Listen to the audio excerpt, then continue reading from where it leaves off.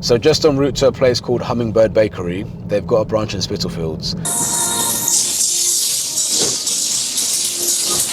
Let's see if they're still as good as it always was.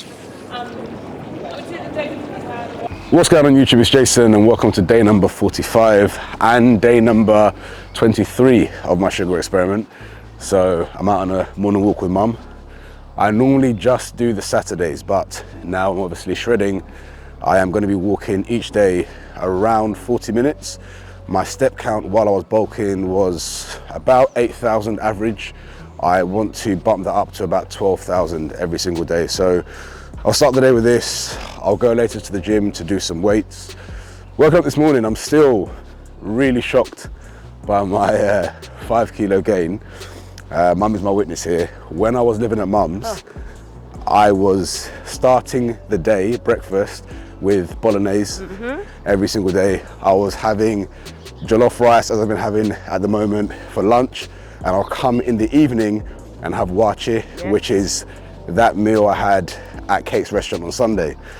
I was bulking properly and I did gain a lot of lean mass. And so the size of the surplus definitely made a difference because normally I'm very, very conservative, thinking about fat gain. This time I went for it and I've got the fat to show for it, but I've got some lean tissue, so we move.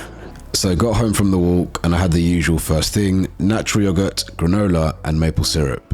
Then my pre-gym meal was a New York vanilla cheesecake from M&S, with a small spoon of course. So in terms of training, my structure isn't going to change in terms of my workouts. What's going to change is the number of sets. So I'm going from 4 sets to 3 sets because I'm not going to be building any muscle on a deficit, well, minimal amounts. So there's no point really overloading the volume. The second thing I'm going to do for the next few weeks is change up the dumbbell stuff and my pressing stuff and switch to machines just to give my shoulders a rest. In terms of weight lifted and stuff like that, we're going to be largely similar. You need to lift the same way you built the muscle to keep the muscle. So next we've got pec deck. With pec deck, you want to focus on going back as far as your chest will stretch. And then you want to really try and bring the elbows together at the top to squeeze in on your chest. Yes, bro. In a bit. Man like happy, drop him a follow, good guy. So next we're going for lat pull down, reverse grip as it's more shoulder friendly.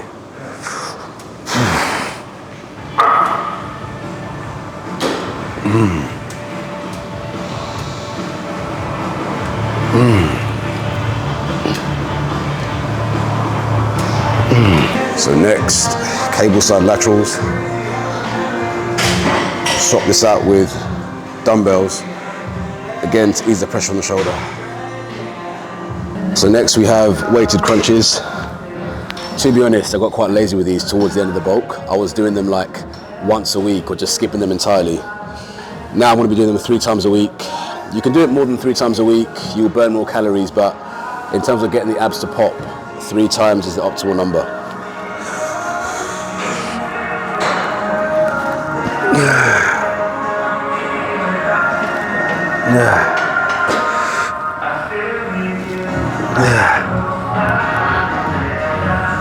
Post-workout, it was an old school favorite. I had a bowl of frosted shreddies. Frosted shreddies is another cereal I've had once in the last like 15 years. Funny story about this, when I was fat, I used to have this every single morning. And when I got conscious about my health and started trying to make a change, I was still having frosted shreddies because I was like, shreddies are good for you, they're high in fiber. Honestly, it's funny how many adults still believe that now. It just goes to show you the importance of getting educated on nutrition. This, I mean, the spine of it, like shredded wheat itself, well, it's not shredded wheat, but shreddies isn't the end of the world, but like the stuff they use to process it and the amount of sugar that goes into it, the added sugar, makes it an awful breakfast choice. But here we are, sugar experiment, post-workout. Let's get on with it. Still tastes the same. One of the few cereals that's maintained their recipe. Love that. So just en route to a place called Hummingbird Bakery. They've got a branch in Spitalfields. I used to go there when I worked in the city. They do the best red velvet cupcake I have ever tasted.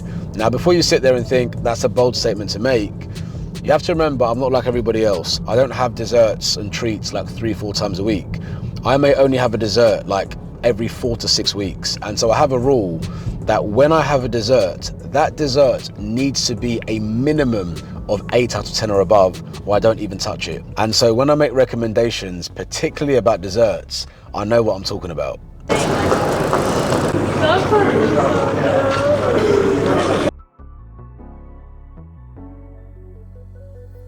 Whoa.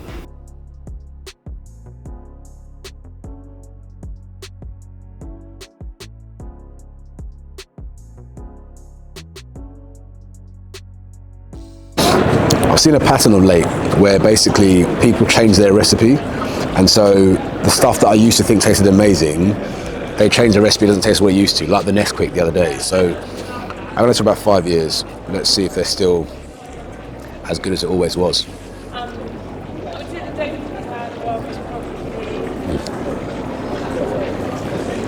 Still the same good old Hummingbird. Phenomenal. Wow. You know what? That is made by the frosting. Sponge is good, but the frosting is top tier. So I got home, I had the usual jollof, chicken breast, spinach, kale and shiitake. After that, I had sourdough and boiled eggs. And I finished the day with fruit. So that's it for today. In terms of my calories and macro totals, total calories for the day were 2,855. In terms of my macros, protein 139 grams, carbohydrates 343 grams, fiber 23 grams, sugar 120 grams, fat 107 grams, and saturated fat 45 grams. So that's everything. Hope you enjoyed this video. Don't forget to like it if you did. Subscribe to my channel to follow me on this journey, and I'll see you again tomorrow.